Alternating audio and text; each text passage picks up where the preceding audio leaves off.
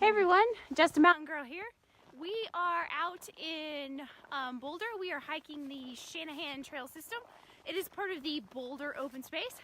I am joined by my bestie, Just a Mountain Girl, and you might recognize this YouTube star back here. That is Bret Dallas. He is my boyfriend. Let me see. I can turn this around for you guys so you can see what we are looking at.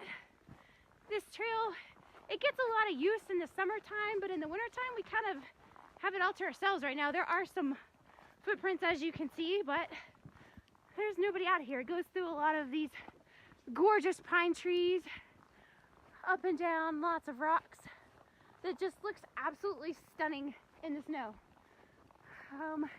So we are going to keep on this trail for a little bit and we'll check in with you guys later. We are taking a hot chocolate break and an apple cider break. With Fireball. With Fireball. Oh, yes. Guys, if you have not tried putting Fireball or some type of cinnamon whiskey in your apple cider, let me tell you, it is an absolute must. It is so good. Gives you a little bit more warmth. But it also makes the cider not so sweet, which I enjoy. And if you fall in the snow and hurt yourself, it makes you not hurt as much. That's true. Kind of like when I broke my wrist coming down the mountain. Always an adventure here says, what can I do to help you? I said, well, give me the whiskey and 4 ibuprofen. It's true. Yeah. And if you need to extra insulate your hydro flask. Use your extra sock that is in your pack to sheath your hydro flask. Yeah. It also provides extra grip. Yeah. And we always carry extra socks. Plus, who doesn't like to drink out of a sock? Yeah, exactly. Right. All right. And Bret, tell us, what do you have in yours?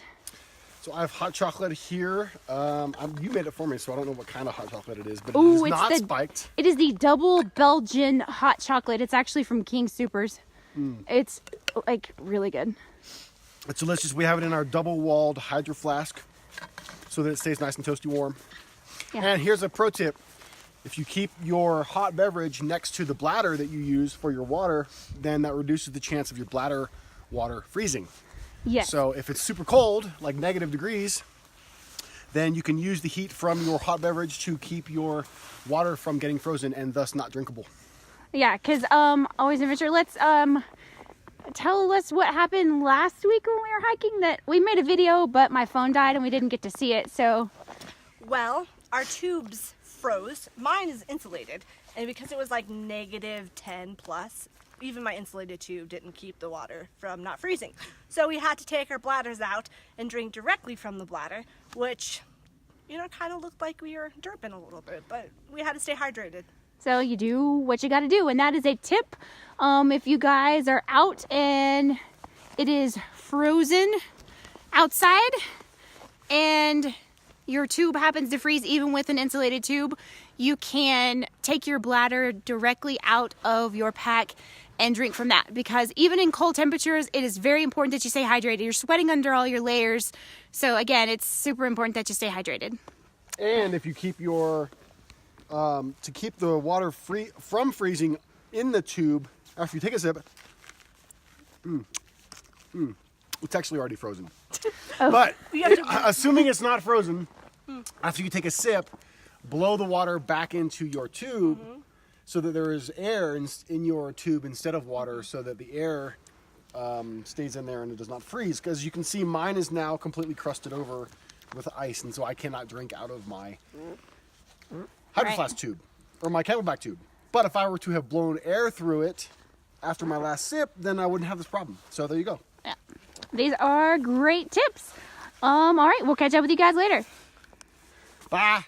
And we're gonna take a second just to talk to you about the gear we're wearing, because it's important to have the right stuff in weather like this. I mean, it's snowing on us right now.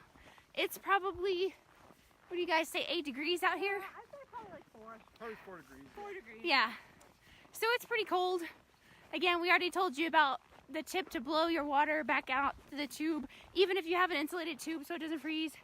But as you can see, I'm wearing a neck gaiter. This is an insulated coat. Underneath that, I have a Columbia layer and then a merino wool base layer. I have fleece-lined insulated pants and my My boots are awesome. I'm trying to see them here. They are Baffin. Will you do this so you can see my boots? These are Baffin snow boots. They've got awesome tread. They have Omni Heat layer in them. They are super warm, waterproof snow boots. And at the top here, they have some extra grip when you're in the snow. And I mean, that's pretty much it for me, other than my woo, go Cowboys beanie. Flip off to the Cowboys. Middle finger. Let's see. Well, I have Columbia Omni Shield thermal leggings and shirt on, and then I have a fleece line shirt, a down jacket, and my North Face shell. I like to have a lot of layers because I like to kind of figure out my temperature instead of just having like fleece snow pants. I have fleece pants and then a shell on top of it, so I can kind of pair depending on the weather if I need my shell or if I need my fleece or if I need both. And I have alpaca socks on, alpaca wool socks, because they are so much warmer than regular wool. Sounds weird, but it's true. And I have a Solo shoes on, which I am currently going to be upgrading because these things are like 5 years old. They're my oldest pair of hiking shoes I own. I have a fleece line gaiter on my head. I have sunglasses, and I think that's about it. Well, my Gregory pack and my insulated tube. And her shell pants are those outdoor research? These are outdoor research shell pants. Yeah, they're waterproof and all that. Yeah. And just as a quick tip for layering up and everything, I always would prefer to put more layers on and get warm and take them off rather than not have enough and get cold. So you can always put them in your pack or tie them on your pack if you get too hot. But it's important to stay warm out here because even if you're sweating and you start taking off layers, then you can get hypothermic because your layers are wet. So good wicking layers, even in the wintertime, is super, super important. And I'll turn over and Bret Dallas can tell you about what he has on. So even though I'm not as tenured on the trail as these two ladies, that does not mean that I am, I'm out of frame. Oh. No, you need to keep let's go this way. I just want to see Bret dance. Even though I'm not as tenured on the trail, it doesn't mean I'm not knowledgeable about how to prepare for the cold. So starting from the bottom, I have North Face snow boots. Let's get a look at these. These are pretty standard issue North Face. I don't think they're rated for any temperatures, but they have some really deep tread on the bottom, which is what you need. They have dual compound tread. The middle tread I think is softer, and the outside tread is harder. So it grabs rocks as well as snow. Huh?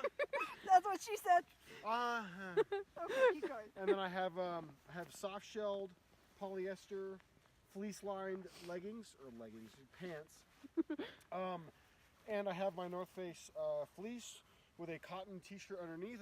I should probably have gone with a merino wool t-shirt underneath if I was really being smart, but I didn't have a clean one, so I just went with this. We don't like cotton against your skin.